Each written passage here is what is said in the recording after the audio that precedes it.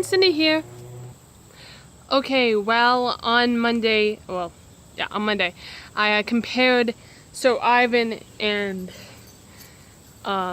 Merrick to very Renasanssie Rangers. I can't necessarily do that with anyone from Supernatural because, well, they were never in the Renaissance. But I can compare two very distinct times that the Winchester brothers have gone back to. The Wild West and 19 something. So the Wild West episode actually, I think it was called Bunty Lamp, and it actually had its very own card at the beginning of the episode.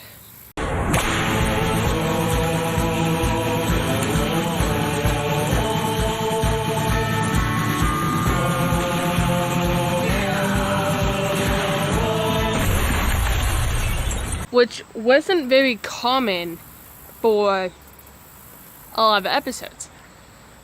Especially one like this. I mean, there wasn't really much new information to it, so it was pretty weird to see it. However, it was still pretty fun. Anyway. With the Bunty Land, it's a transitioning season. It was in season 6, so it's a transitioning season. The thing about Bunty Land, though, they were distinctly going there to find a mythical bird, and they actually also found something else. They found Samuel Colt. The Samuel Colt. AKA the creator of... In 1835, and Halley's Comet was overhead. The same night those men died at the Alamo. They say Samuel Colt made a gun. A special gun. He made it for a hunter. A man like us, only on horseback. The story goes, he made 13 bullets. This hunter used the gun a half dozen times before he disappeared, the gun along with him. Till somehow Daniel got his hands on it. They say this gun can kill anything. The Colt! I mean, I could not believe it, because back in season, I believe it was 5 or so, they lost the Colt. Again, after they failed to kill Lucifer. Spoilers.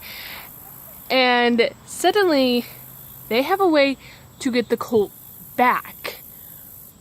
However, there was one thing about the Colt that I don't think they realized all they could do. They couldn't use the Colt against Eve for whatever reason. They couldn't use the Colt against Eve.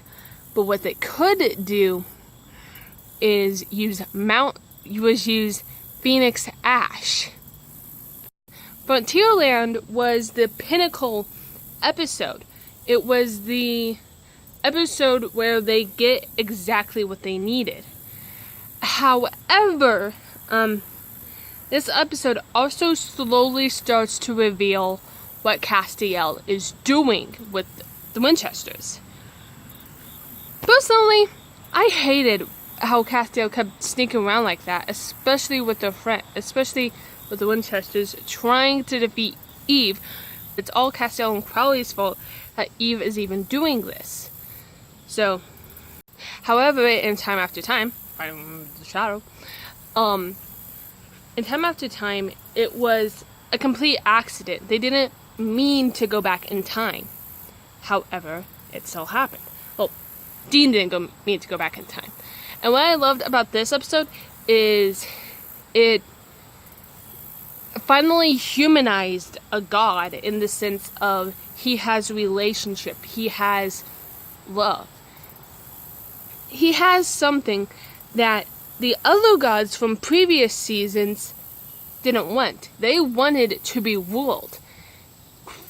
Kronos, not so much. And I'm not just saying that because I really love Greek mythology. But the thing about this Kronos, he was desperate to have his wife have the life that they deserve.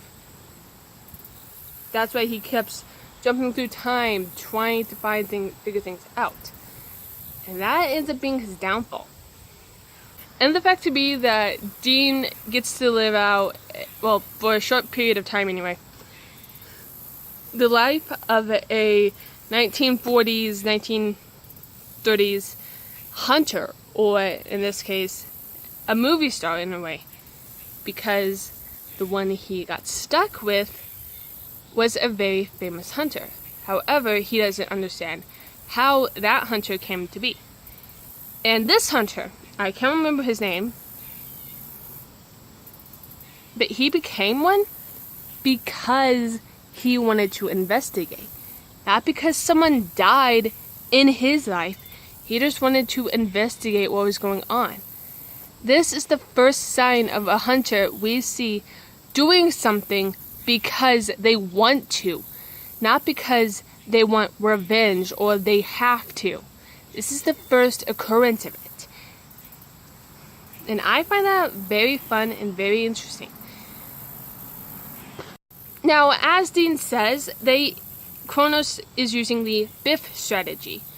And while I do love that phrase, and I will coin it and I really wish all of you guys would coin it, but